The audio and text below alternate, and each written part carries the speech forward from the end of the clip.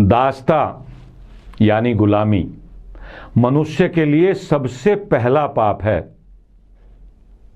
यदि आप किसी भी कारण से यहां तक कि जबरिया उत्पीड़न का शिकार होकर भी किसी का गुलाम बनना स्वीकार कर रहे हैं तो सच जानिए कि आप पाप कर रहे हैं। गुलामी से बड़ा कोई पाप दूसरा हो नहीं सकता। अब आप पूछ सकते हैं कि मैं आज 18 अगस्त 2022 के दिन ये गुलामी अथवा दास्ता पर क्यों बात कर रहा हूं।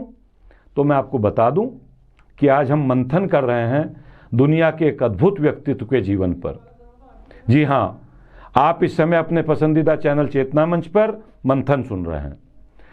आज का वो दुर्भाग्यपूर्ण दिन था, आज ही का बहुत ही दुर्भाग्यपूर्ण दिन था, जिस दिन 18 अगस्त 1945 के बाद दुनिया कभी अपने लाडले सपूत सुभाष बाबू के दोबारा दर्शन नहीं कर पाई। जय हिंद, दिल्ली चलो, लाल किला हमारा है, तुम मुझे खून दो मैं तुम्हें आज़ादी दूंगा, जैसे अनेक नारे जो हम और आप सुनते रहते हैं और कई बार लगाते भी रहते हैं, इन सब नारों के जनक थे हमारे सुभाष बाबू, यानी मेरे, आपके, अपने, हमारे सबके सुभाष चंद्र बोस, इस देश के लाडले सुभाष चंद्र बोस, इस दुनिया की क्रांति की ज्वाला के, दुनिया में जहां जहां भी क्रांतियां हुई उन क्रांतियों के सिरमौर थे सुभाष चंद्र बोस। और आप जानते ही होंगे कि उनके जीवन पर स्वामी विवेकानंद जी का विशेष प्रभाव था। नहीं जानते हो तो जान लीजिए। सुभाष चंद्र बोस का पूरा जीवन स्वामी विवेकानंद जी के जीवन से प्रभावित था। सुभाष बाबू विवेकानंद जी को अपना गुरु भी मानते थे। सुभाष बाबू का जन्म 23 जनवरी सन 1897 में उड़ीसा के कटक में हुआ था। उनके पिता का नाम जानकीनाथ बोस और माता का नाम प्रभावती देवी था। कटक से प्राइमरी शिक्षा पूर्ण करके सन 1909 में उन्होंने रेवनेसा कॉलेजिएट स्कूल में दाखिला लिया। इस कॉलेज के प्रधानाचार्य बेनी माधव दास के व्यक्तित्व का भी सुभाष बाबू के मन पर बहुत गहरा प्रभाव था। उनको भी अपना आदर्श मानते थे। केवल 15 वर्ष की आयु में सुभाष बाबू ने स्वामी विवेकानंद जी का पूरा साहित्य रट डाला था। केवल अध्ययन नहीं किया था, उसको आत्मसात कर लिया था और यहीं से विवेकानंद जी के वो अनुयायी बन गए थे। बीए ऑनर्स की परीक्षा सन 1919 में प्रथम श्रेणी में उत्तीर्ण की। 1919 में जब फर्स्ट डिविजनर को पूरे देश में सम्मान मिलता था, समाज में सम्मान मिलता था, तब उन्होंने प्रथम डिग्री, प्रथम स्तर पर आकर के अपने परिवार का, अपने समाज का, अपने देश का नाम बढ़ाया। कलकत्ता विश्वविद्यालय में उनका दूसरा स्थान था। पिता की इच्छा थी कि सुभाष बाबू आईसीएस बने, यानी अफसर बने। पिता की इच्छा पूर्ण करने के लिए वे इंग्लैंड चले गए और सन 1920 में आईसीएस, जो अब भारतीय सिविल सेवा है, जिसको हम आईएएस कहते हैं, उसका नाम था आईसीएस।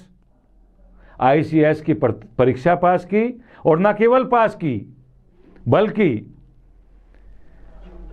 उस सूची में जिसमें उनका रिजल्ट निकला 1920 में, उन्होंने चौथा स्थान अर्जित किया था। किंतु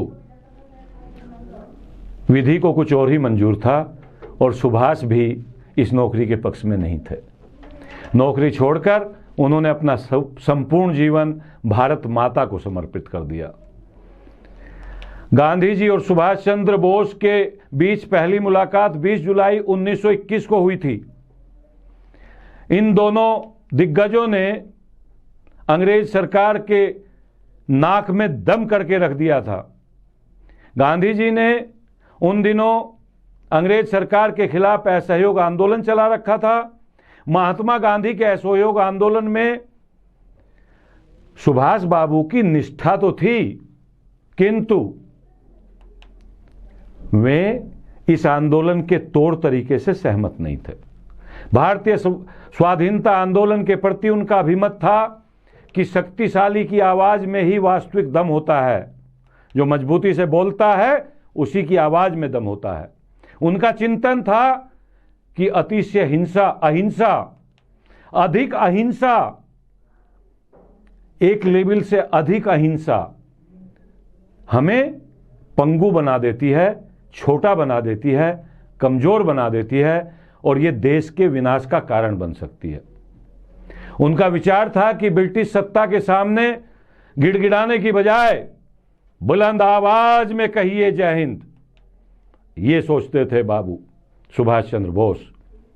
सन 1928 में जब साइमन कमीशन भारत आया, तब कांग्रेस ने उसे काले झंडे दिखाए। कलकत्ता, उस वक्त का कलकत्ता, आज का कोलकाता, सुभाष चंद्र बोस ने वहां इस आंदोलन की अगुवाई की और ऐसा गजब का नेतृत्व किया कि पूरी दुनिया की निगाह सुभाष बाबू पर टिक गई। सुभाष बोस की क्रांतिकारी गतिविधियों से आतंकित होकर अंग्रेजी सरकार ने 1925 में उन्हें गिरफ्तार कर लिया और म्यांमार के मांडले जेल भेज दिया। 1930 में 25 में गिरफ्तार होते हैं और 1930 में जेल के अंदर रहते हुए उन्होंने कलकत्ता के महापौर का चुनाव जीता और महापौर बने। जेल से चुनाव जीतने के बाद अंग्रेजों को झक मारकर उन्हें जेल से रिहा करना पड़ा। एक आदमी जेल में रहते हुए चुनाव जीत गया तो अंग्रेज कैसे जेल में रख पाते। सन 1932 में उन्हें फिर गिरफ्तार किया गया, किंतु वो बीमार थे और उन्हें इलाज हेतु यूरोप जाने की अनुमति दे दी गई। यूरोप से भारत लौटने पर सन 1938 में उन्हें हरिपुरा कांग्रेस का सभापति निर्वाचित किया गया। आपको पता है ना, कांग्रेस ही हमारी स्वाधीनता आंदोलन का नेतृत्व कर रही थी और कांग्रेस के इर्द गिर्द ही तमाम नेता हुआ करते थे। सुभाष बाबू भी कांग्रेस के नेता थे और वो विधिवत सभापति बना दिए गए। सुभाष जी के क्रांतिकारी विचारों के कारण कांग्रेस में ही उनके नेताओं से तीव्र मतभेद थे। तीव्र अंतर्विरोधों के बावजूद उनका झगड़ा था आपस में तमाम कांग्रेस के नेताओं से। चूंकि वो गरम दल के थे और लड़कर आजादी लेने के पक्षधर थे, इसलिए उनका कांग्रेस के बहुत नेताओं से विरोध था, अंतर्विरोध था। बावजूद इसके 1939 में उन्हें कांग्रेस का राष्ट्रीय अध्यक्ष चुन लिया गया और पटाभी सीतारमैया जैसे कांग्रेस के उस वक्त के दिग्गज नेता को उन्होंने अध्यक्ष पद के चुनाव में पराजित किया था। कांग्रेस के नेताओं के विचारों में आए मतभेदों के कारण उन्होंने अध्यक्ष पद से त्यागपत्र दे दिया और 3 मई सन 1939 को फॉरवर्ड ब्लॉक के नाम से अपनी खुद की पार्टी बना ली। यह था 3 मई 1939 का दिन, जो भारत के स्वतंत्रता आंदोलन का टर्निंग पॉइंट भी माना जाता है, एक मोड़ भी माना जाता है। बहुत ही शीघ्र ढेर सारे युवक उनके दल में सम्मिलित होते चले गए। सुभाष और उनके संगठन फॉरवर्ड ब्लॉक ने स्वाधीनता के आंदोलन में अंग्रेजों के छक्के छुड़ा दिए। इतनी जोर से जनजागरण अभियान चलाया कि अंग्रेजों ने सुभाष सहित, हमारे सुभाष बाबू सहित फॉरवर्ड ब्लॉक के सभी प्रमुख नेताओं को बंदी बना लिया और जेल में डाल दिया। बंदी रहते हुए उन्होंने सरकार को चेतावनी देते हुए पत्र लिखा। यह बहुत महत्वपूर्ण पत्र था। मुझे नहीं लगता, मेरी जानकारी में नहीं है कि भारत के आजादी के आंदोलन का इससे शानदार पत्र कोई दूसरा रहा हो। उन्होंने पत्र में जो लिखा वो बहुत लंबा पत्र था, लेकिन एक विवरण आपको बताता हूं। सुभाष पत्र में लिखते हैं, मुझे मुक्त कर दीजिए, अन्यथा मैं जीवित रहने से इनकार कर दूंगा। आमरण अनशन कर दिया था सुभाष बाबू ने। मुझे मुक्त कर दीजिए, अन्यथा मैं जीवित रहने से इनकार कर दूंगा। इस बात का निश्चय करना मेरे बस में है कि मैं जीवित रहूं या मर जाऊं। शहीदों का खून धर्म का बीज होता है। मुझे आज अवश्य मर जाना चाहिए, जिससे भारत स्वतंत्र और प्रतापी हो सके। अपने देशवासियों को मुझे बस यही कहना है कि भूलना मत, दास्तां मनुष्य के लिए सबसे पहला पाप है। ये लिखा अंग्रेजों को खुले पत्र में सुभाष बाबू ने। उन्होंने कहा मुझे मर जाना चाहिए, मैं गुलाम भारत में नहीं रहना चाहता, मैं गुलाम बनकर के नहीं जी सकता। इस पत्र का सरकार पर गंभीर प्रभाव पड़ा।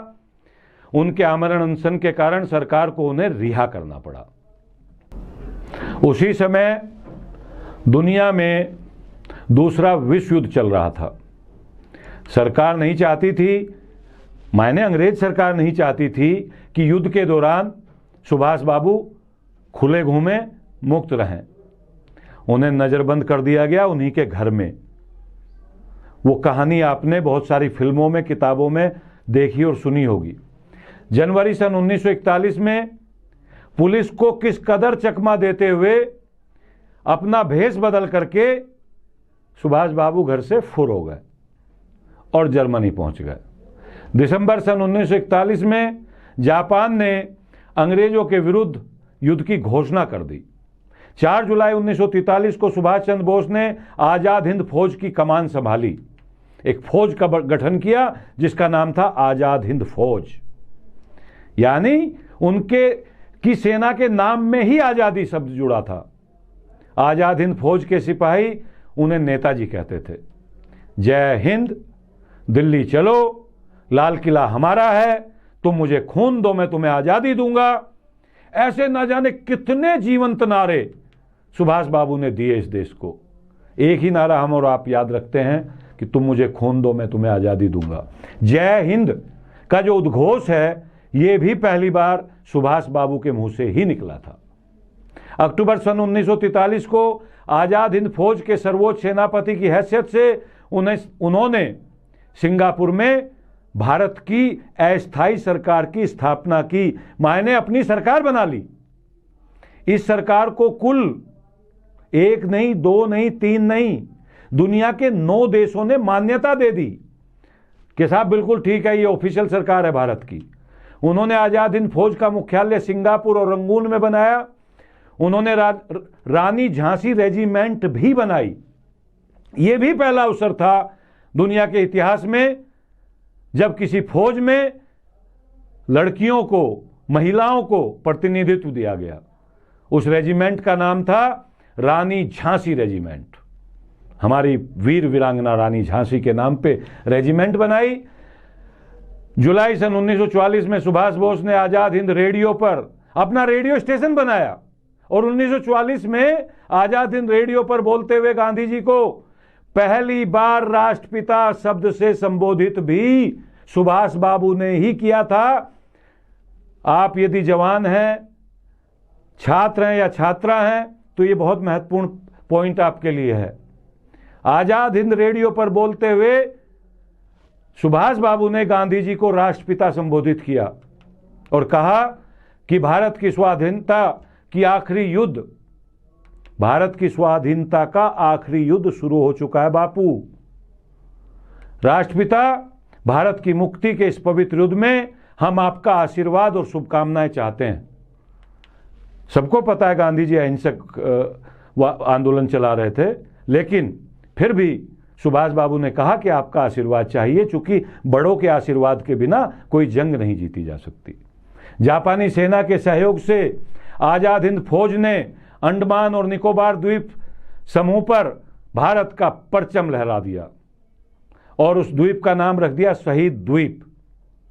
निकोबार का नाम रखा स्वराज्य द्वीप। इसी क्रम में दोनों फौजों ने मिलकर इम्फाल और कोहिमा पर आक्रमण किया, इन क्षेत्रों पर जीत प्राप्त की और सुभाष चंद्र बोस ने 22 सितंबर 1944 को शहीदी दिवस भी मनाया। ये थे हमारे सुभाष बाबू। किंतु अचानक माहौल बदल गया। विश्व युद्ध में जापान हार गया और जापान की पराजय के साथ ही युद्ध का पासा पलट गया। अंग्रेजों का पलड़ा भारी पड़ा और नेताजी को पीछे हटना पड़ा। माना यह भी जाता है कि 18 अगस्त 1945 को हवाई जहाज से, जी हां, 18 अगस्त 1945 को हवाई जहाज से मंचूरिया की तरफ जाते हुए सुभाष बाबू लापता हो गए, गायब हो गए। कहाँ चले गए किसी को पता नहीं। उसी के बाद से आज तक वो किसी को नहीं मिले। 23 अगस्त सन 1945 को टोक्यो रेडियो पर एक घोषणा की गई। टोक्यो की रेडियो ने घोषणा की कि ताइहो हवाई अड्डे के पास सुभाष बाबू का विमान दुर्घटनाग्रस्त हो गया है, जिसमें वे बुरी तरह घायल हो गए और ताइको सैनिक अस्पताल में उन्होंने दम तोड़ दिया। ये घोषणा टोक्यो रेडियो ने उस वक्त की थी और बाद में इसी को सच मान लिया गया। इसी तारीख को हर वर्ष हम सुभाष बाबू की पुण्यतिथि मनाने लगे। हमने भी मान लिया, देश ने भी मान लिया, सबने मान लिया कि 18 अगस्त 1945 को दुनिया का वह महान योद्धा, दुनिया का वह महान स्वतंत्रता सेनानी, भारत की आज़ादी की मशाल का ध्वजवाहक हमें छोड़ करके चला गया। भारतीय इतिहास का यह अनुत्तरित रहस्य है कि नेताजी गए कहाँ, उनके साथ हुआ क्या।